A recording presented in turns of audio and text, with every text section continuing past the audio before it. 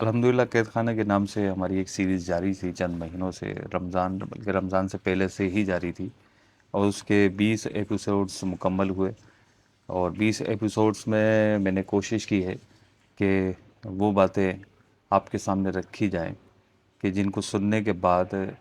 ایک ایسا شخص جو دنیاوی طور پر خود کو ناکام تصور کرتا ہے، اپنے آپ کو بیکار تصور کرتا ہے، بیمار ہے اور خود کو مجبور لاچار تصور کرتا ہے، بے روزگار ہے، تنگ دست ہے، ذاتی مکان کا خواہش مند ہے، کرائے کے مکان میں زندگی گزارنے والا ہے، وہ اپنی زندگی کو بیکار تصور کرتا ہے تو اس کی ہمت بڑھے یہ باتیں سننے کے بعد۔ ہمارے معاشرے میں کامیابی کا ایک معیار ہم نے سیٹ کر لیا ہے خود سے، کہ ایک شخص ہے جو ایک اچھے سے گھرانے میں پیدا ہوتا ہے، اور وہ گھرانہ دنیاوی اعتبار سے پڑھا لکھا ہوتا ہے، پھر پڑھے لکھے ماں باپ اس اولاد کی اچھے سے اسکول میں تربیت کرتے ہیں، اس کو داخل کرتے ہیں، یوں اچھے تعلیمی اداروں سے پڑھتے ایک وہ بہترین نوکری کا پانے میں کامیاب ہو جاتا ہے۔ پھر جب نوکری اچھی ہوتی ہے اور اس سے ملنے والی تنخواہ بھاری ہوتی ہے، بھاری بھرکم ہوتی ہے، تو اس کو رشتہ بھی اچھے گھر سے آ جاتا ہے، تو یوں اس کی شادی ہو جاتی ہے، وہ اپنا ذاتی گھر لے لیتا ہے، ذاتی گاڑی لے لیتا ہے، یوں اس کی ایک زندگی بظاہر کامیاب ہمیں نظر آتی ہے۔ ہم ایسے شخص کی زندگی کو کامیاب زندگی تصور کرتے ہیں کہ یہ ویل سیٹ ہے،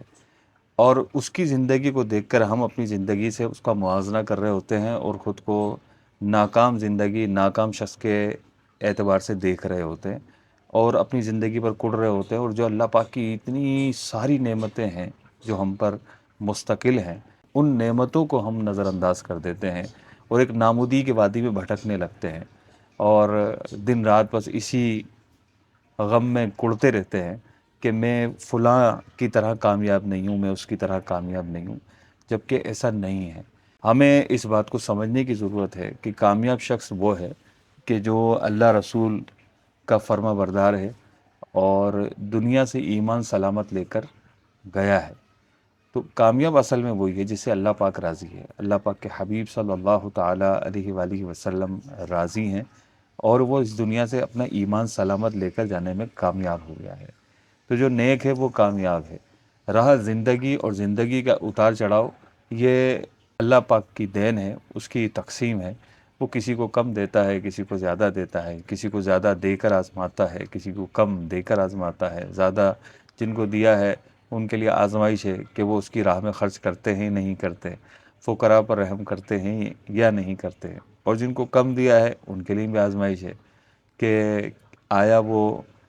اس مال کی کمی پر، اس دنیا کی کمی پر اللہ پاک سے راضی ہیں، صبر کرتے ہیں، یا واویلا کرتے ہیں اور شکوہ شکایت کا انبار لگاتے ہیں۔ تو دونوں ہی آزمائش میں ہیں۔ اللہ پاک ہمیں ہر طرح کے آزمائش سے محفوظ رکھے، بس بلا حساب و کتاب ہماری مغفرت فرمائے۔ تو یہ سلسلہ ان لوگوں کی حوصلہ افزائی کے لیے تھا کہ جو اس طرح اپنے آپ کو ناکام تصور کرتے ہیں، اور یہ ناکامی کا جو مرض ہوتا ہے ذہنی طور پر، جو ہم سوچتے ہیں کہ ہم ناکام ہیں، وہ اس قدر بڑھ جاتا ہے، اس طرح کے لوگوں کو اس بات کے لیے آمادہ کر دیتا ہے کہ جب میری زندگی ہی بیکار ہے تو زندگی کا کیا کروں، تو وہ خودکشی کی راہ اختیار کرتا ہے۔ تو اصل میں اس طرح کے جتنے بھی لوگ تھے وہ سب میرے پیش نظر تھے کہ خود کو ناکام تصور نہ کرے، خود کو بیکار تصور نہ کرے۔ اللہ پاک کی بارگاہ میں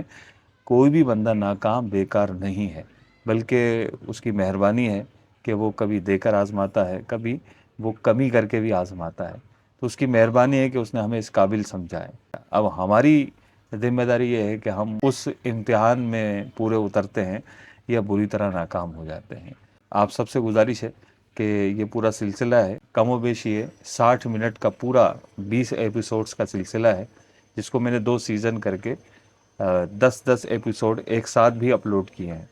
تو آپ سے گزارش ہے کہ ضرور دیکھیے اور مکمل پوری سیریز دیکھیے۔ اللہ نے چاہا تو آپ کو بھی قلبی سکون نصیب ہوگا، اور جو مختلف قسم کے ہمارے ذہن میں تصورات ہیں کامیابی کو لے کر، ناکامی کو لے کر، اور مصیبتوں کو لے کر،